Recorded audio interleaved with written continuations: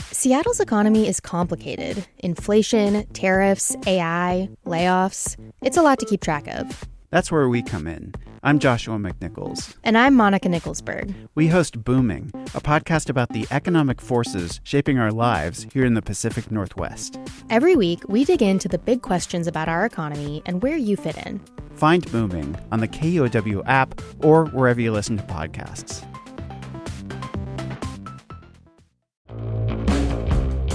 Hey, I'm Katie Campbell, and this is Meet Me Here, KUOW's Arts and Culture podcast. This week, we're going to the movies with my co-host, Dyer Oxley, to see Project Hail Mary.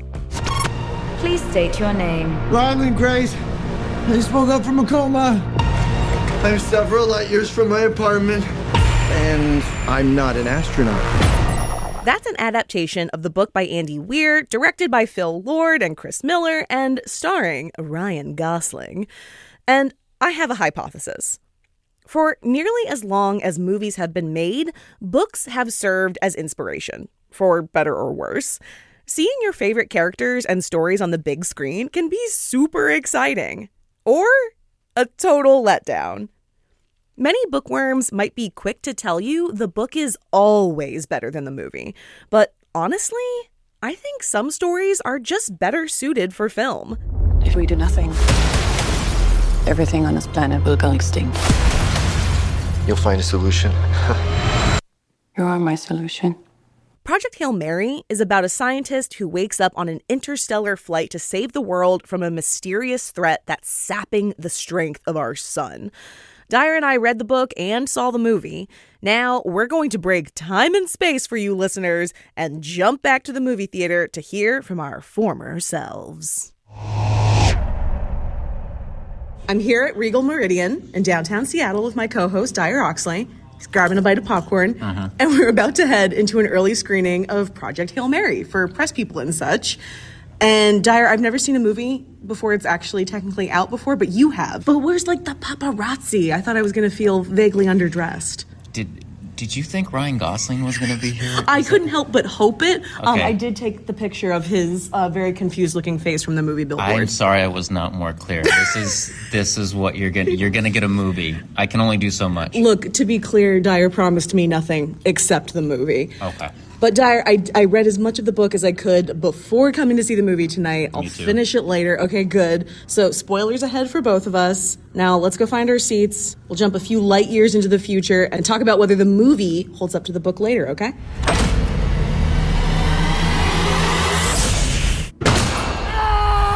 So I met an alien. He's kind of growing on me. At least he's not growing in me, you know, which was a concern for a little while.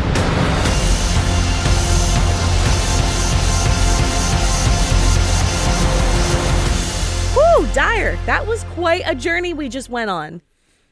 I'm very tired. Yeah, how you feeling? Well, I was glad I was in a coma for most of it. Oh gosh, yeah, me too. Although, I just cannot for the life of me remember, the first 2 decades of my life. Which has nothing to do with going into a coma. Hey, don't worry about it. Don't look at the science of Project Hail Mary, y'all. Just bask in it, I guess. Well, now that we're back in the future, we've seen the movie, we've finished the book, we're experts on astrophage. So, which was better, book or the movie? This might come as a surprise. I think I'm leaning more towards the book. Whoa! Okay, that is a surprise. Yeah. So this is not a knock to the movie. I really like the movie. The movie is really, it's definitely worth your movie ticket. You should see it in a theater. It's in IMAX. It's worth seeing it there because it's very beautifully done. However, so I am a nerd. I like science fiction. I just did a show on Star Trek, but I really do like a lot of the science in my science fiction. The movie's great, but a lot of the book is glossed over, kind of fast forwarded through to just get right into the adventure of it, the buddy comedy of this story. So the story is there, but it's shaved down to kind of those essential, more popcorn movie parts, and then the beauty of like a space travel movie. But in the book, they really do dive deeper into things that I feel like if you'd like a lot more of this science fiction stuff that is it's just super fun, the book holds a lot more of that in there. You see the main character, Ryland Grace, played by Ryan Gosling. He's doing equations on the wall. He's hinting at, they talk about like how cell structures work and things like that, but it really is just kind of a background, and the action and the adventure really takes more precedence. So with that said, if you like more of the science, if you like The Martian and the way The Martian really emphasized the science in that movie, this really kind of turns those things on its head. And the reason I reference The Martian, of course, is because it's also a book turned movie by the same author. Yes. Yes. Here's what's surprising and why I wanted you to go first. I thought we were going to be in agreement on this one, Dyer. Oh. And I think people will be surprised to hear that the bookworm, the book czar, as you like to call me, preferred the movie. And we're in a weird universe right now. We're in a weird universe. Should we be wearing beards? Is this the mirror universe? Oh, Is yeah. like Do we need to swap outfits? Okay. Yeah, right. yeah, I'll take your hat. So here's the thing. I got really sick of all of the science explanation in the book. Okay, yeah, I get that. Because I also read a lot of sci-fi. I enjoy high concept novels. And I think a lot of folks who pick up a book like this probably are similar. And I just don't need so much explained to me. Like, he keeps going back to the fact that he uses imperial units as an American, but that he thinks in metric units because he's a scientist. And it's like, you can explain that to me once and be done with it. I will say I was a little frustrated, not frustrated in a bad way, but I was like, man, the movie covered like the first 100 pages in about 5 minutes. Yes. And I did feel duped by that. I was like, man, I just worked all this time to read those pages. Which I feel like is not a part of the book to like fast forward No. through. I felt like that would have been a part of the book to keep it's a fun part of the book, and it hasn't even gotten to the space adventure stuff. Exactly. Yeah. It's him trying to figure out who he is, which is a really interesting portion. That's going back to the coma. He's been in this coma. He wakes up. He has barely any memories, none really. And that becomes a real obstacle. So yes, the movie could have dwelled on that. But here's the thing. So much of what is in this book, in Project Hail Mary, it's like fun to imagine for ourselves, but I like to see how these ideas can be brought to life for me in bigger and better ways than I could do in my own mind. For example, there is a spaceship in the movie, in the book, that I would not have formed in that way, and it was really beautiful to me. So I appreciated the movie more, A, for some of its brevity and the fact that it didn't keep hitting me over the head with certain things, and B, for taking the high conceptness of Project Hail Mary, the book, and really translating it well for me on the screen. Can I ask, what is the rule on spoilers on your book podcast? Because we're talking about a movie and a book at this point. Yes, we are. So I tend to try to avoid spoilers, but I think I know where you're going with this, and we've already hinted at it in our little intro, and the trailer gives it away. So go ahead. Well, okay, so the basics of the story is that there is this thing they call astrophage, which is dimming the sun, and it's dimming all the stars in our area of space. So he has to journey to a star that is not dimming and find out exactly why. And maybe that could be a solution for Earth, because if the sun, our sun dims even just a tiny bit, I mean, we're screwed. So in that journey, he meets an alien. They're both smarty pants. That's the spaceship I referenced. Yeah, and they have to solve this for their respective planets. At the end of the book, the last few pages, I got super nauseous. And let's just say they have to get into the science of nutrition. And I did not appreciate where they went with this. I really wish he would have just rewrote growing potatoes and poop like he did in The Martian. But I'll just leave that for anybody who wants to get there. Well, we won't talk about what you were just hinting at the very end of the book, but we will get into the meat of something else, if you will. I'm always a little nervous when someone like Ryan Gosling is cast in these roles, and I say it like that because he's kind of like pretty boy, you know?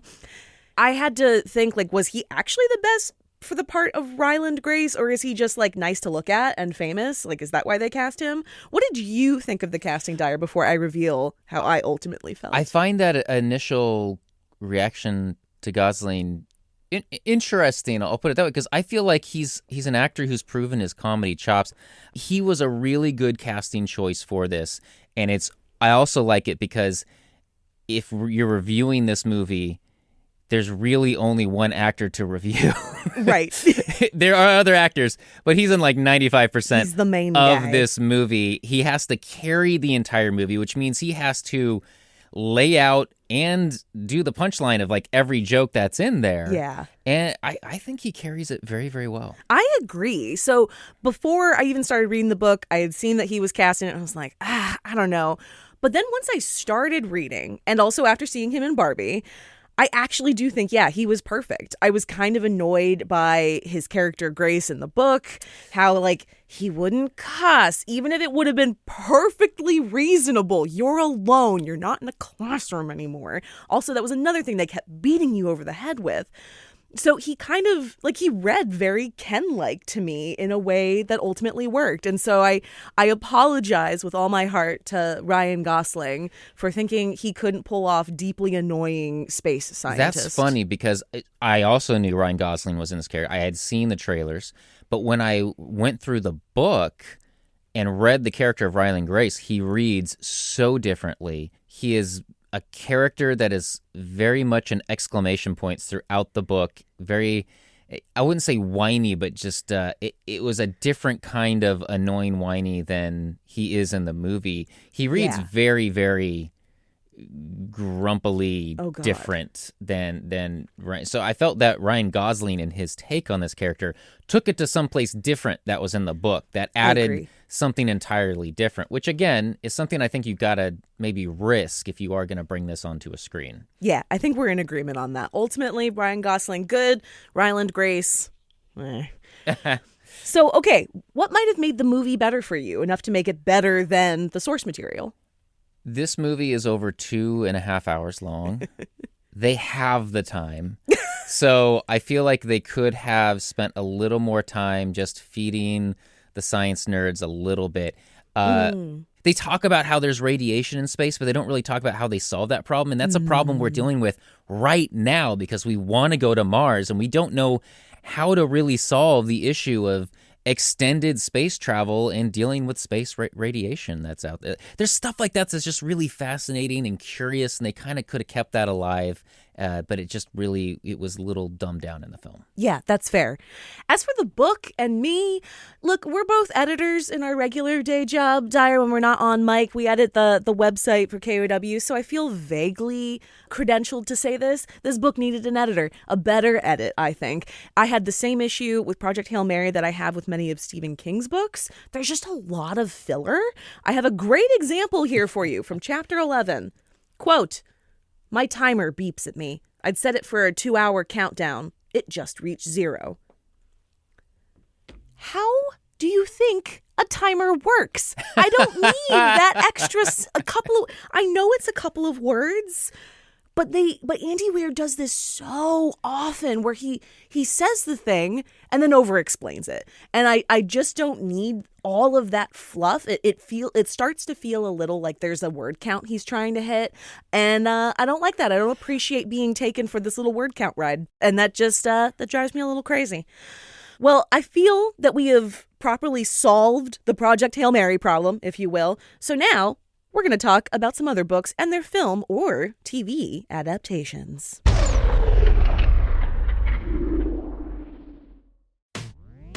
Soundside brings you beyond the headlines with news and conversation rooted in the Pacific Northwest. I'm Libby Dankman. Every week I sit down with local journalists for Soundside's Front Page, where we give you a shortcut to understanding the latest news and cultural moments and how they affect us here in the Puget Sound region. It's all here on Soundside, on the radio or streaming Monday through Thursday at noon and 8 p.m. on KUOW, on the KUOW app, or wherever you get your podcasts. Okay, Dyer. Now we're going to give our hot takes on other book-to-film adaptations, the good and the bad. Let's start with your good adaptation, Dyer. What was done well, in your opinion? I would like to point out as a great adaptation of a book, the book is Do Androids Dream of Electric Sheep by Philip K. Dick, and the movie is Blade Runner. And that movie creates an extended world that book is the seed for. And it's such a vibe. The music alone that's just kind of invented for this film, the noir aspect of everything. It was just such a refreshing take for its time, I believe in the early 80s. And I feel that's the right way to go. Some folks take a book, they do like a page for page on screen type. I don't think that's the right thing to do. No. This took that and brought it somewhere else. So it offered you, if you read the book, you had something new for you, and if the other way around. I totally agree. I also read that book ages ago and it's good. It's just a little more abstract, if you will. And I thought the movie was, both versions, fantastic. That Tears in the Rain speech at the end, not in the book. No, and but Rutger phenomenal. Hauer, like, he kind of improvised part of that and helped write that speech. All those moments will be lost in time, like tears in rain. Time to die. You just don't get that in the book, but you get that through the magic of movie making and acting. Yes. Mine, this is going to be a weird one because I don't know how many people know this was a book first. The Devil Wears Prada. Phenomenal movie from 2006. Like, I would argue it is a modern classic, especially for the girlies out there, like up there with Mean Girls, that kind of genre. It stars Meryl Streep as the head of a Vogue-esque fashion magazine and Anne Hathaway as her initially hapless assistant. I love this movie. I hated the 2003 book by Lauren Weisberger. Sorry to call Lauren out. It's not good. Wow. It's just not. And I read this ages ago, I think shortly after seeing the movie, and I was like, oh, I bet this book would be fantastic. No, I have no idea who first read it and thought, oh, I can do better, but I thank them sincerely. And it's sort of comical how you think that you've made a choice that exempts you from the fashion industry when in fact you're wearing a sweater that was selected for you by the people in this room from a pile of stuff. Now, why do you think it was not a good book? You know how they talk about how like Twilight and 50 Shades of Grey were not written very well, but the story pulled people in? It was the same way. It was so... It's been a while since I read it, but I was reading it as probably 2006, so like probably middle school, maybe early high school. And it felt like I was reading a book for like an elementary schooler. It was really basic. The dialogue was bad. All of the like magic of the movie, the fashion, the dynamics in the office, it was just so much better researched. Like you felt like you were in this world. There was none of that in the book. There was no attention to the details of fashion. There was no love for the fashion. There was no love for the scene she was creating. It was just like, little assistant. Oh, maybe she'll fall in love. Oh, maybe she go. It was just ridiculous. Anyway, what about the bad? Which film adaptation left you disappointed or annoyed or just like, meh? Cheating a little bit here, because I'm calling out an entire series of films, but it's known as the Snyderverse. And there are some devotees to this. I understand why you like the films. That said, they just didn't work. They didn't pull this off. And I say that because they are adaptations of various comic books and graphic novels, and they just make so many bad choices throughout. I'm not going to go through the long list, but for example, Marvel had already been doing its movies. It was paving the way for comic book films. It was very successful. And you as a filmmaker choose to do the exact same storyline that is a carbon copy in the DC world. The same villain, the same like villainous plot that's going on. And it's just a bad idea. There's another point in the film where they have a monster called Doomsday that kills Superman. And it's at the end of a movie. Doomsday is a movie unto himself. He could be a two-parter movie. And just eat him up right at the end of a film like that is just, it's huge fumble. So just poorly executed takes on what the comic books had already very well laid out. I know other people have said the same thing. It just feels like Marvel has done a lot better with its universe of movies. Like it pays attention, I think, to the things that the fans care about. And so much of like the DC universe is like, burp. Like I'm a big Poison Ivy fan. That's the one comic book I read. And in the world of like Joker and Harley as it currently stands, there is no mention of Harley's girlfriend, Poison Ivy. And that take on the DC universe, it was more important for them to essentially just go bam, bam and bash action figures together. Yes. You know, metaphorically speaking, than kind of go deep into like the subtext of things. Very annoying. Well, I have a weird take on this one because for the same reason you said Blade Runner was a good adaptation of Do Androids Dream of Electric Sheep, I am calling the Alex Garland adaptation of Annihilation by Jeff Vandermeer my bad. Now, here's the thing. I loved both the book and the movie independently of each other. It's like my favorite movie of all time, one of my favorite books, but I really have to look at them as separate pieces of art because if a good adaptation is one that stays loyal to the source material, then Annihilation is just, it failed miserably. But it's so good. It takes the source material and it goes a little further. So these are scientists who are entering what they term the shimmer, this weird alien kind of space that when you enter it, the DNA of anything living that enters it gets mutated very rapidly.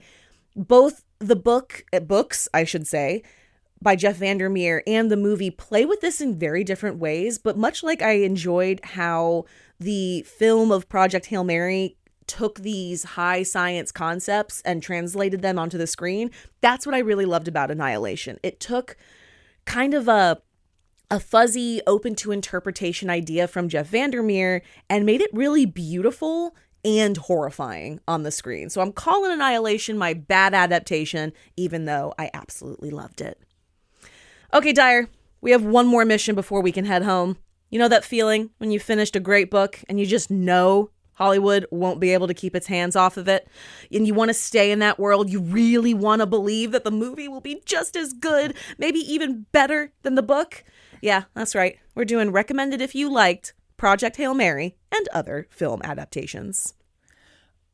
Okay, I'm going to run through mine really quick. You got this. Yeah. Okay, these are books and movies, starting with About a Boy by Nick Hornby. Yeah. It was written in the 90s, very much in the grunge era, and the movie modernizes it very well. And it just pulls off that kind of dark comedy very, very well in a way that kind of preserves it from the book, but offers you something new. Plus, great Christmas movie. Don't try to watch it with your family, though, as I learned. The Big Sleep by Raymond Chandler, 1946. It's Humphrey Bogart, Lauren Bacall. The book was really well received. This is the first story of that detective Philip Marlowe, and it's just that California, LA noir style story. And it's just carries a vibe even to this day. And I'm going to do a reversal on you here. Do it. Veronica Mars, the guy who made Veronica Mars, wrote books after the show ended. He's got 2 books called The $1,000 Tan Line and Mr. Kiss and Tell. I haven't finished them yet, but I'm into it. They're so far super fun, and if you're a marshmallow like I am, then it's just a really great return to that world. And the shows are no longer with us. Oh, I really like the titles. The $1,000 Tan Line. Get out of here. I will add those to my list. From me, you've got Good Morning Midnight by Lily Brooks Dalton, one of my most favorite books of all time. I have not seen the Netflix film adaptation, The Midnight Sky, and frankly, I'm super afraid to. Be better than me. Read the book first, because I imagine the movie could spoil a lot, and then maybe give The Midnight Sky a try. I will highly recommend the film versions of It and The Shining by Stephen King, but skip the novels. The movie adaptations are way less work. Again, I mentioned before, I think Stephen King needs an editor. There's a lot of filler in both It and The Shining. For the record, I loved The Shining. I hated It, the book. You do not get nearly as much filler, even though they had to split the recent adaptation of It into 2 movies. You're still getting less filler in those films. And look for other kinds of adaptations, like music or stage performances. I got to see Fellow Travelers, the opera that was adapted from Thomas Mallon's book of the same name. It was really awesome. All right, I think that's all we got, Dyer. That was a lot. We closing the book? We're closing the book and we're heading home. Let's start up the astrophage engine. Let's head back to home. We've got all of our opinions to save the Earth. Thank you so much for joining me, Dyer. Thank you. And thank you for listening to Meet Me Here. This week, it's KUOW's Spring Fundraising Drive. It's a time every year where we celebrate the generosity that keeps KUOW running. Public support has always been the backbone of public media. So here's our ask. Today, I'm inviting you to join KUOW by making a gift. Giving now is a way to pay it forward in your community, ensuring everyone, not just those who can afford it, has access to high-quality news. Whether it's $5, $10, or $20 a month, your support helps us dig deep, ask tough questions, and spotlight local issues that matter. And to sweeten the deal, donate $15 a month this week, and you can select a limited edition KUOW zippered tote with original fairy commuter artwork from Hillary Lee, or a pair of KUOW socks. You can relax and put your feet up knowing you did your part to support this podcast and KUOW. All you have to do to get started is tap the link in our show notes or visit KUOW.org to make a gift. Thank you for supporting this podcast. Meet Me Here is produced by KUOW, a proud member of the NPR network. It's hosted by me, Katie Campbell, Dyer Oxley, and Jeannie Yandel. And it's produced by Matt Martin, Brandy Fullwood, and Kyle Norris. Our editor is Phyllis Fletcher. You can find more and support the show at KUOW.org/meet. And we'll meet up again, y'all.